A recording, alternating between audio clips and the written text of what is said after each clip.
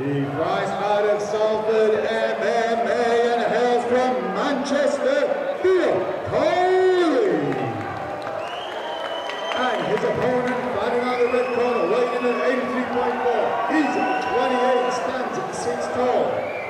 He flies out of Lockdown MMA and hails from Lincoln, Gareth, Wright. Your referee, Mr. Nico Joker. Well, welcome back, ladies and gentlemen. Cage door closing on this amateur middleweight contest. Theo, Coley fighting out of the blue corner in the white shorts with black stripe representing Salford MMA. Taking on Gareth, Wright from Lockdown MMA, making his debut. He's also the white shorts, but the red gloves to match the corner. And Steve, we were just saying as the guys walked out, we remember Theo Coley last time here at BMF 1 was in an absolute tear-up. It was three-round decision that just didn't stop for all of 9 minutes. And it looks like Gareth Wright's going to make sure that we get some action in this one as well. Immediately forcing Coley up against the cage. He was looking to try and step behind, pull his man down to the canvas.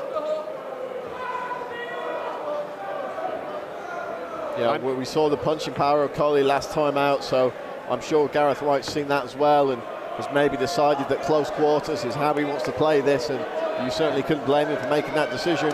Coley uses that underhook to turn his man really well. There's no points of bravery in this game. Yes. Got to fight smart, and that's exactly how Gareth Wright started this one, but Theo Coley holding his own in the clinch here. Yeah, he used the underhook to turn his man. Now he's trying to pressure Wright up against the cage, but is Wright going to be able to sneak around and take the back? Looks like he's trying to get a one hook in. Yeah, he's going to get the back here. Coley just slipping down slightly there, looking like he's trying to get his back on the cage now to turn out. If he can maybe find the Kimura grip as well, that would be useful, but much easier said than done. Big knee to the thigh there from Wright. Yeah, Wright trying to drag his man backwards now. But it looks like Theo Coley's going to get his back to the cage, tie that neck up. And it'd be interesting to see how long the referee's going to let them stay entangled like this. And for my money, you should let them. They're both working on. They're both working. You know, it's not one person clinging on for dear life and another one taking a rest. This is effort. Oh! My goodness. Flips him over like a pancake. Had to be an Ippon if this was judo. It's Easter Sunday, not Shrove Tuesday. But now again, Wright pressuring Coley up against the cage. Coley got the overhook with the left hand. And this is really smart from Gareth Wright, because when you put a power puncher in there like Coley, getting them tired, wearing those arms out is exactly what you want him to do. And he's chasing Coley down now. Not giving him any time to reset, start throwing again.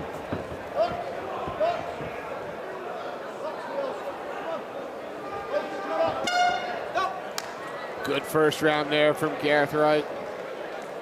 Yeah, solid first round. I mean, you know, Theo Coley didn't particularly do anything wrong there, just got caught in some bad positions. Yeah, he scrambled well off the bat, managed to turn his man. He used the underhooks really well to turn his man off the cage. But it seems like Callum Wright more than happy to embrace the grind.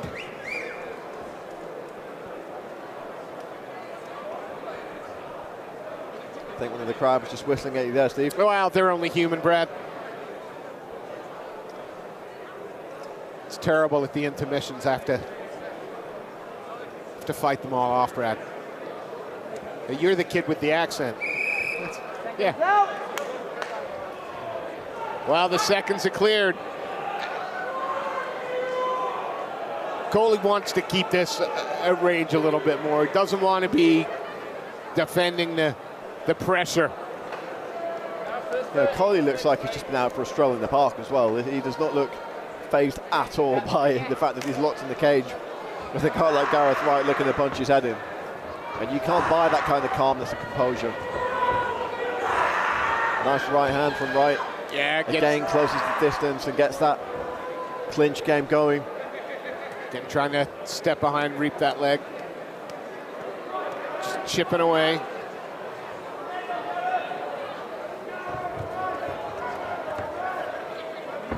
Oh, look at, thought we're going to go for the schoolyard headlock there. They don't work, I know. Coley now trying to pick that ankle. Good work there to turn this man from Gareth Wright. Yeah, he stayed heavy there, did Wright. Yeah, this is a smart game plan. He's keeping out of that dangerous striking range of Theo Coley, and he's making Theo Coley wrestle, which is what Theo does not want to do. And what that means is Theo's arms are getting tired, they're going to get heavy.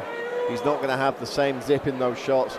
And crucially, those hands might start dropping. If he's not used to being in these long wrestling situations, the hands might start dropping as the fight goes on, leaving him open to take a big shot. I tried to throw that big knee to the midsection there, but Gareth Wright just says, no thank you.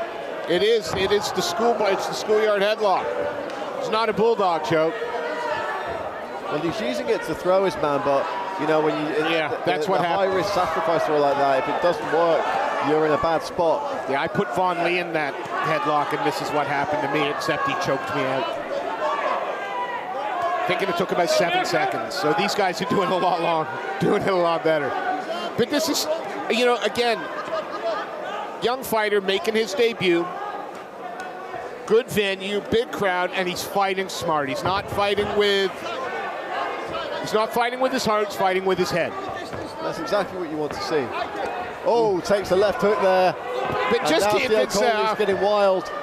But I'm just going to keep walking you down because you had nothing on that. He's got that body clinch again. And again, Coley going for that headlock.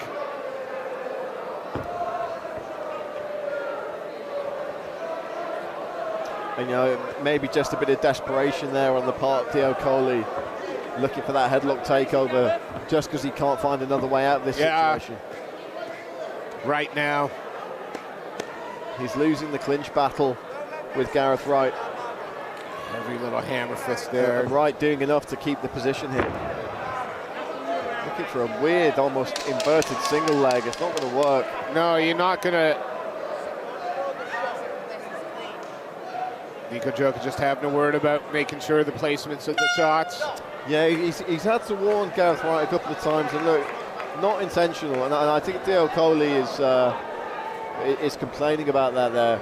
Yes. Yeah, he is complaining about shots to the back of the head. Now, there's been a couple of times. I noticed in the first round, I believe, the referee tapped Gareth Wright in the back a couple of times while they were clinching. I'm not sure if that was for shots to the back of the head or something that we perhaps couldn't see, but you know, he's been warned a couple of times now, so he's going to have to be careful. The last thing we want is to see this guy get a point deducted and that have some kind of impact on the fight. Theo Coley just said to their, he's 7-8 times in the back of the head now. Look, there's different schools of thought on this. You know, first of all, you can't punch to the back of the head. It's not allowed.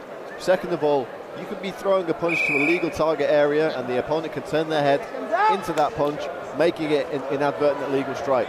Now, fighters have been known to play the game with that, turn their head to draw those fouls. And what we're seeing nowadays is referees not standing for that anymore and say, look, if you turn your head into a foul, that's your problem, not a me problem.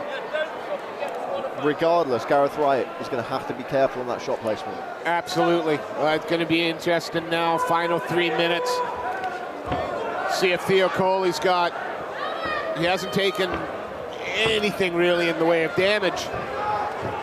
Barreling in there, it's right. Oh, he catches a nice left hook from Theo Coley, but Coley's swinging way too wild for my liking there.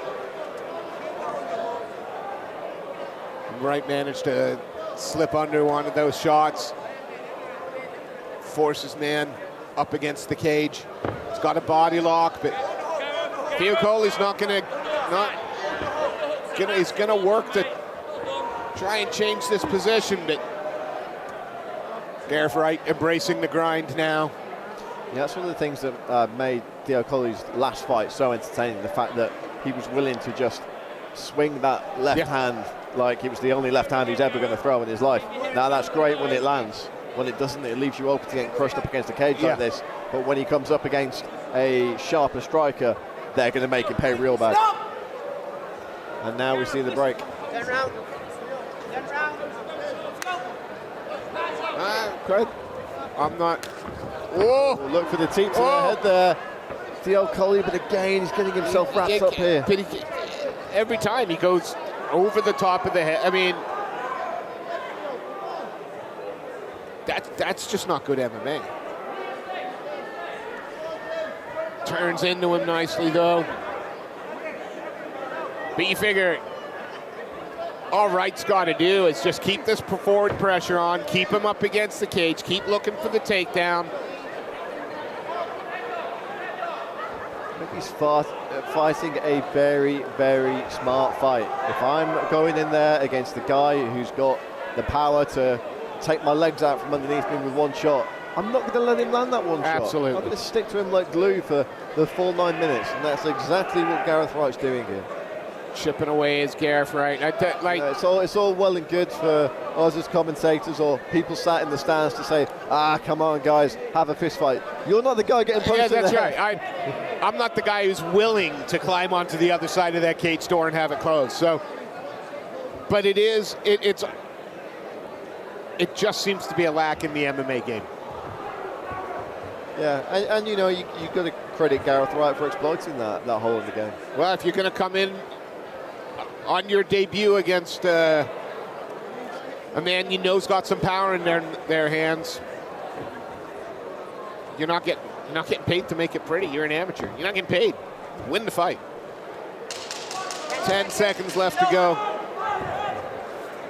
And this has been the tale of all 3 rounds. That forward heavy pressure from Wright and Coley trying to get some distance and find some rage. And you know, it wasn't pretty, but what he did was effective. It's won him the fight. It's won him the fight without having to go home with his jaw in 3 separate pieces. So, you know, that's all said and done. A good night at the office for Gareth Wright. And look, you know, the thing is, next time we see him, maybe he's fighting another guy who's a good clinch wrestler. So we see a different kind of fight altogether. Absolutely. 2 big middleweights.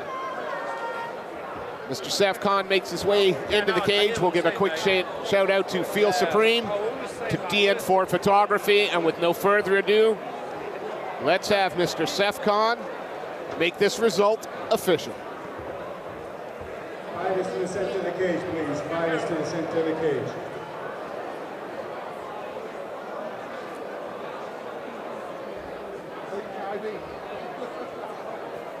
Ladies and